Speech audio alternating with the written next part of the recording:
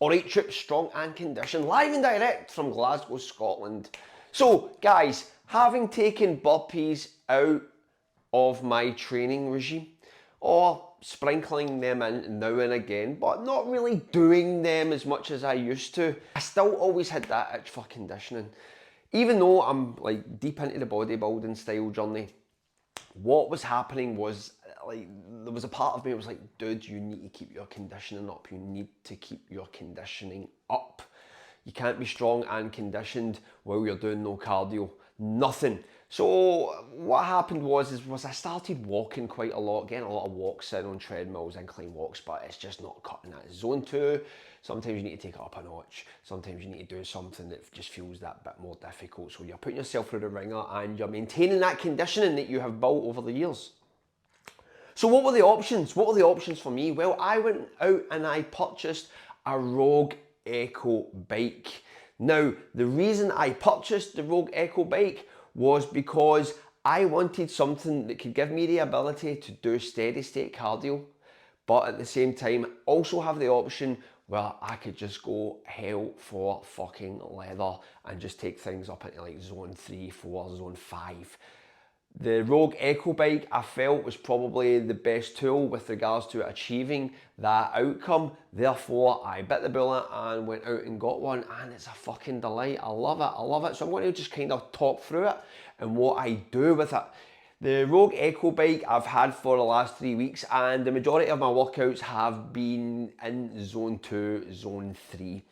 Now, I had two choices. The choices were the Rogue Echo bike or the Concept 2 bike erg, I think it's called. Now, that one was too expensive. I would have probably went for that because I think that that's easier to achieve zone 2. And I also like using watt bikes. I use a watt bike in the gym that I work in, and it's great because it feels like a real bike. It's just get that feel for it. I tend to find that spin bikes and exercise bikes just don't have that feel, whereas a watt bike just it feels like you're on the roads. It's just got a nice sort of drive to the pedals, things like that. And I felt the Concept 2 would have gave me that ability as well to kind of enjoy training in that respect, but it was too expensive. So I bit the bullet and went for the Rogue 2, the Rogue Echo bike, sorry, which is just a fucking phenomenal piece of kit. Alright guys, I'm going to show you here, it's excellent build quality. So as you can see, it is a thing of beauty. It is made of steel, it's none of this plastic shit. I had an Airdyne years ago, which was plastic, and the belt on it just fucking came loose, man, after about a year or two. It was a piece of shit ultimately. It was good getting you fit, but it's no comparison on this thing, because this thing has got a belt drive. So if you look in here, I don't think you can see, but if you look in there down, you can see it's a belt drive as opposed to a chain drive. The build quality on it is phenomenal, and it was very easy to install as well. Sometimes you find that these things can be a bit pernickety. However, this was just a fucking joy. I put this together in about 5 minutes. Now, one thing that I do enjoy but is annoying in equal measure is the console. The console it's big, it's beefy, but it doesn't record workouts. It's just, it shows you the workout there and then. There's no bit memory on it, I don't think, where it will show you the workout that you've achieved or anything like that crazy shit. But this was annoying on it.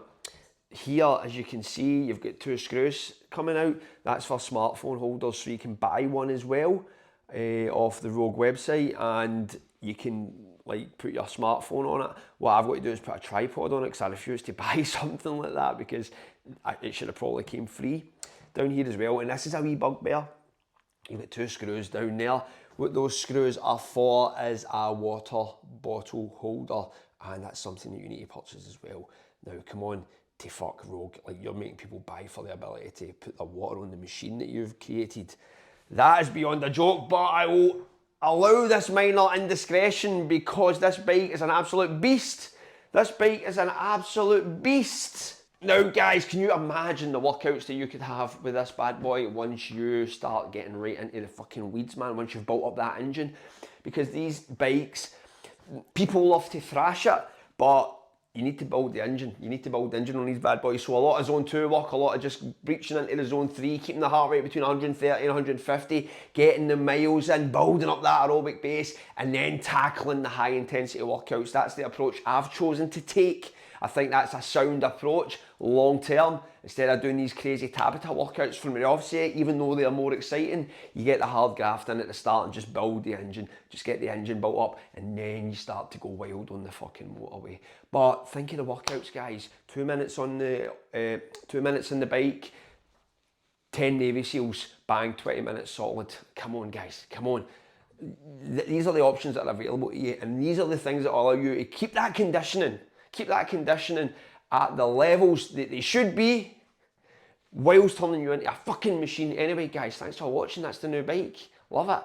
This is what turns me into a fucking conditioned machine. Anyway, guys, thanks for staying strong, and thanks for staying conditioned.